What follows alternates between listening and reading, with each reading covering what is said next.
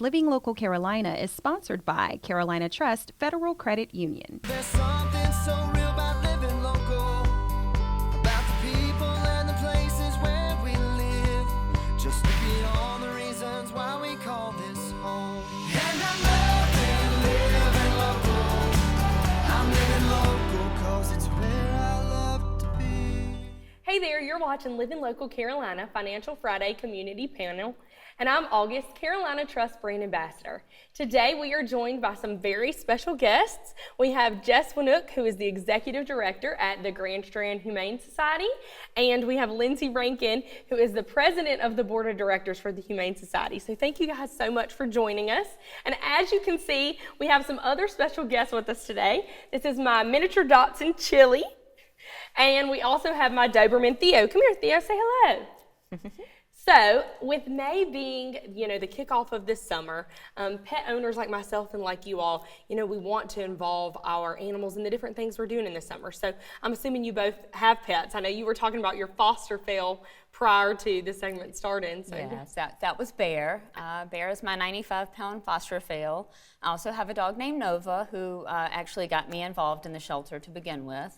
And I have two kitty cats, Torty and Moonshine. Oh, wow. And what about you, Jess? You have lots of pets, or the ones at the Humane Society kind of enough to get you through? I have lots of pets at home. In addition to my animals there at the shelter, I have 3 dogs and several cats, all from Strand Humane Society. Oh, wow, that's awesome. And so, like I was saying, with pets in the summer is a little bit different as a pet owner than, other times of year, especially being so hot here at the beach. What are some tips that you have for pet owners at home who, are looking to kind of take their pets out and about with them? So it's very important that you always have cold water for your dog. If you're going out to the beach, if you're going out for a walk, even if it's a short period of time, you never know how quickly they're going to get overheated. Also, stress adds to that situation, so be aware if you're taking them to an outdoor festival or a parade, that they're going to get overheated more quickly because they might be stressed out and anxious with all of the folks around. So always have cold water. Make sure you check your AC in your car, make sure it's working before you get on the road. You never know when it's going to stop, and that can be a pretty scary situation if you've got your animal in the car with you. So always check that before you leave the house. Yeah, that's a great idea. And I know you were mentioning the beach. Recently, Chili and I actually went to the beach, and I had checked online, before to make sure that, here you go, Chili, you want to relax? I had checked before to make sure that we were in a pet-friendly beach location, but I guess the dates didn't line up online. What are some area beaches that are pet-friendly for folks at home that want to bring their pets with them, or maybe people that are coming in from vacation that, want their pets to enjoy them on their beach vacation?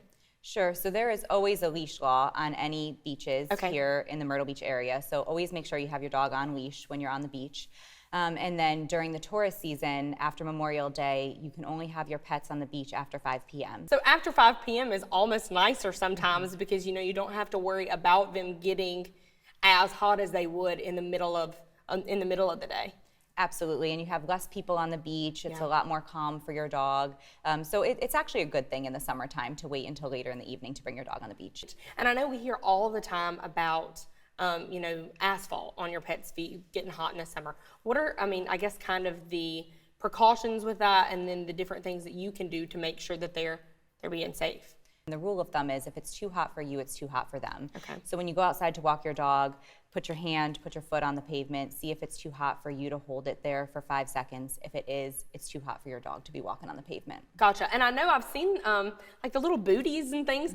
Does that really kind of protect their feet, or, is it, I feel like, I don't know if it would just heat it up more. How does that kind of play a role into people that are wanting to protect their dog's feet during the summer? Sure, so those doggy socks and booties, they definitely work to keep your dog's feet protected if you can get your dog to wear them. That's always the challenge. Right, I know. I can't imagine trying to slip socks on either one of mine. That would be a whole adventure in itself. Yeah, and I know another big thing that pet owners kind of worry about during the summer is their pets in vehicles. And I know a lot of cars nowadays, you can kind of keep them running with the key with you. I know my car luckily has that, but even still, to be on the safe side, what are kind of the rules and precautions as far as how long your pet can be in the car, without it running, or things like that, whether you're just running in, safe tips when it comes to that?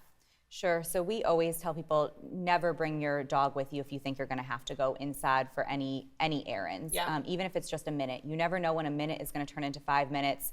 God forbid something happens, you get stuck in a location, stuck in a store, and your pet is outside in the car.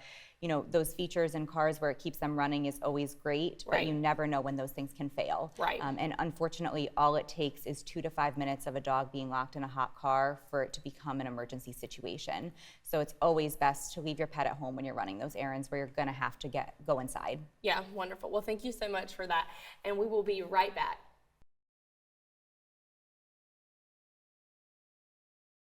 Hey there, you're watching the Living Local Carolina Financial Friday Community Panel. And before the break, we were talking to Jess and Lindsey about different summer pet safety tips.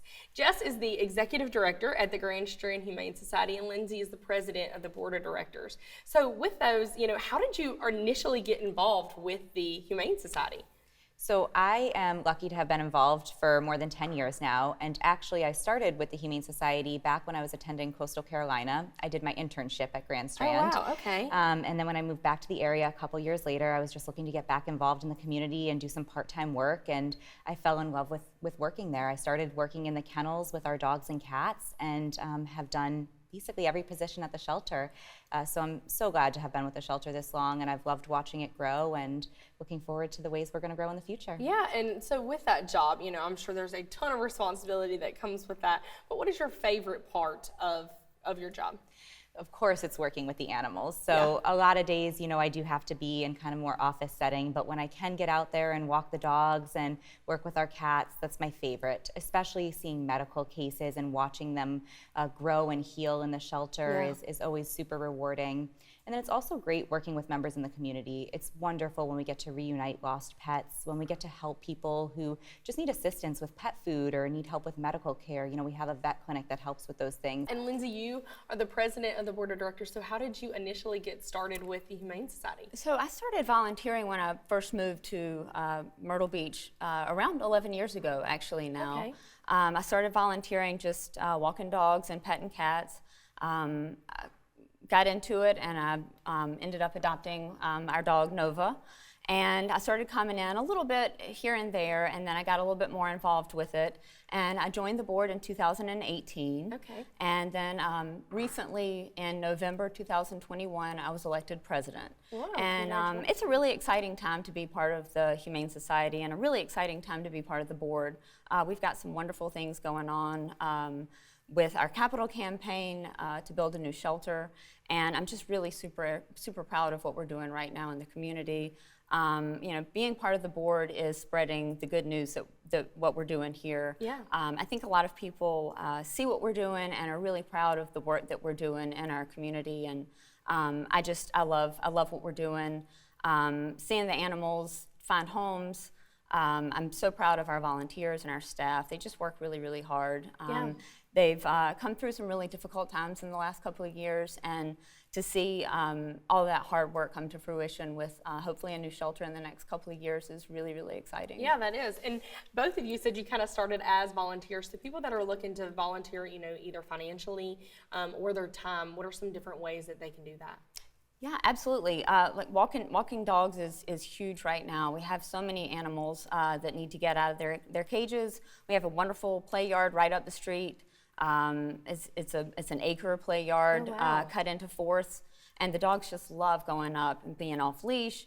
We have summertime. We have the play yards have pools and hoses, and they just lose their minds in the play yard. It's just so much fun watching them play, and it's just a wonderful time to watch them release all that energy that they can't just do on plain walks. Right, of course. And people that may not have the time to donate, how can they donate to you all financially? Sure, so it's super easy to donate via our website, grandstrandhumanesociety.com. You can choose to become a monthly donor, which is such a great way for us to be able to count on that income every month and know that we can help those animals and pay those medical bills with those recurring donors. So anyone looking to get involved on a regular basis, it's a great way to really support our medical program there at the shelter. And then for volunteers who might not have a ton of time to walk the dogs, we have special events that you can volunteer with. There's a way for everyone to get involved, whether it's financially, through your time, or even fostering at home. Wonderful. And for people at home, that may not know, how much does it kind of cost you guys per pet to house a pet at the shelter? So it can vary drastically. A kitten that comes in and gets adopted quickly might not cost too much for the shelter. Right. But we get animals that need emergency surgery, and that can be sometimes up to $10,000 for one Wow. animal. So we're committed no matter what it takes. Well, that is wonderful. And I'm so thankful that you guys were able to volunteer and spend that time with animals, in our area that needed a little extra love and a little extra support, and are able to kind of share that news about people at home that are interested in doing the same. And when we come back from our break, we'll actually meet a few animals at the shelter that are looking for new homes.